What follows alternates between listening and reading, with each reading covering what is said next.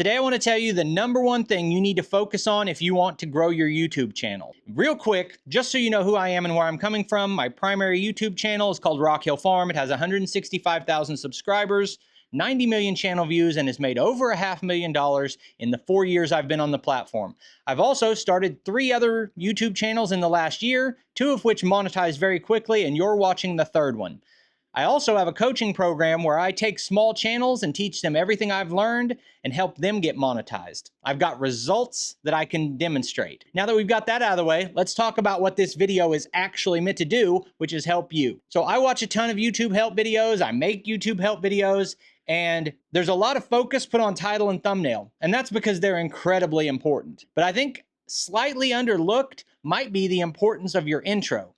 Your intro is actually, in a way, it's part of your title and thumbnail. It affects your click-through rate. It affects your view duration. More than anything else, I would say that your intro can determine how many impressions you get. Essentially, because if people are clicking off, a very large percentage of people click off videos immediately after opening them, within the first 10 seconds or the first 30 seconds. And if that's happening to your video, it's going to cut your impressions, at which point your click-through rate doesn't matter anymore. We're all trying to get views. Views are a factor of impressions times click-through rate. We focus a lot on click-through rate, which we should be, but also, if you're not getting impressions, that click-through rate doesn't matter anymore. So first, let's talk about the way your intro affects your video's performance. Then we'll talk about how I think you can make better intros. I don't even know you, but I'm confident you could make better intros with just a few small tweaks. So first, YouTube now has an autoplay feature. So if you're trying to decide if you want to watch a video and you linger for a second, your video will start to autoplay without audio, but probably with subtitles. And people are seeing the intro of your video and what you're starting the video with before deciding if they want to watch. So at that point, your intro is now part of your click-through rate. I don't know if you've thought about it that way or if you haven't, but it's a game changer when you flip that script in your mind and think that before clicking my video, someone might be watching what I put on the screen and making a decision based on that. But that's not the number one reason I think intros are so important. What is so important about intros is that so many people make a decision within the first 30 seconds if they want to watch your video or not. And if you have a small channel, nobody knows who you are, and 95% of your views come from people who haven't seen you before.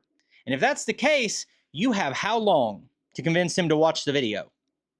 Now, if we think about the intro of this video, the very first thing I said was not my name. I'm Brock, by the way. I didn't say my channel name, Rock Hill Consulting, because you don't care.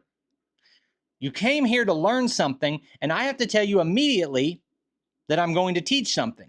And then I have to tell you that I know what I'm talking about. Because if you don't believe those two things, you're not watching the video. So I wasted no time. There's no drop down of a logo with some music. There's no storytelling.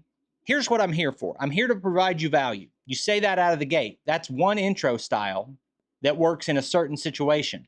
My focus with this video was to convince you in the first 5 seconds that the video was worth watching. If you click off in the first 30 seconds, that sends a very strong signal to YouTube that this video did not provide what the viewer was looking for, and they stopped showing it to people. Now, the number of impressions you get depends on a lot of things. It depends on your video topic, which is important. It depends on your click-through rate. It depends on your average view duration. It depends on the past history of your audience and whether they've watched you before, whether they watch one video and watch a second. There are a lot of things that go into how many impressions you get, but I think the most underrated thing is how effective is your intro at keeping people through the first 30 seconds. Usually, if you get them through 30 seconds, most of the people who make it that far finish the video or watch most of it. So here's one way that I like to think about intros. It's a slight exaggeration, but it's something I've never heard anyone else say. Put your entire video in the first 10 seconds. The whole video. Now, obviously, all the content won't fit in 10 seconds, but fit the story into 10 seconds. So at this point, we need to address video types because the type of video you're making will determine the intro. So if your title and thumbnail say that you're going to teach something, you immediately in the intro of the video need to tell the viewer that you're going to teach that thing, then as soon as possible, you have a couple of other jobs to do. You need to tease that there's a surprise or something they may not have thought of. Always be teasing that there's more value later than what you're expecting. And the third thing to think about with your intro is the energy that you bring to the intro, because people will enjoy watching your video based on the idea that they match with your energy. So some people, no matter what I do, no matter what I say, there are certain people who will find the way I carry myself to be annoying. And then other people will resonate with the way I talk to them. The people who resonate with the way you talk, that's your audience. So make sure to think about the energy you bring into the video at the intro. I will literally do things physically to hype myself up. If you've ever watched Tony Robbins, he talks about getting into state before coming on stage.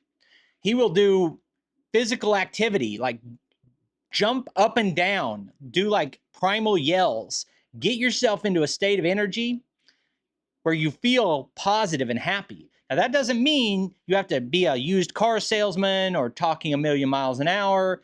You can still be pretty calm if you want, if that's your energy. But I call it putting on your YouTube face. Like most videos, the first thing the viewer wants to see is a smiling face. They want to connect with your energy and your emotion. So if you've had a really bad day and the video is about this terrible thing that happened, your title and your thumbnail and your energy in the video need to match that. Like a video title can't be like, I lost a pet.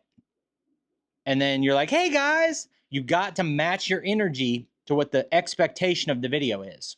So now let's talk about types of intros. And this is going to be somewhat tailored to my content and the types of videos I make. And you may have to modify it a little bit for you. But the first type of intro that I use a lot, and a lot of other successful YouTubers use, is what I call a chaos intro. So when you put all your footage into the editing software, a lot of times I'll have, say, an hour of footage and I want to make a 12-minute video out of it. All this is going to vary based on your content. But if I've got that hour of footage, as I go through that, I'm going to go through it a few times during the editing process. There's like a rough edit, and then there's a finish edit, and then there's a rewatch before publish. And as I go through that, every time that I go through it, I'm searching for nuggets, little things in the video. Like when I said the Tony Robbins thing and I was talking about like maybe he's doing jumping jacks. Was that funny? Did I make a goofy face? Did I say something later like, here's the key to making money? That's a nugget. It's a little snippet. And if you can grab 3 snippets, put those first, snippet, snippet, snippet, and then you've done your intro. Now you can start with your branding after that intro, and you can start the video with, hey, it's Brock from Rock Hill Farm.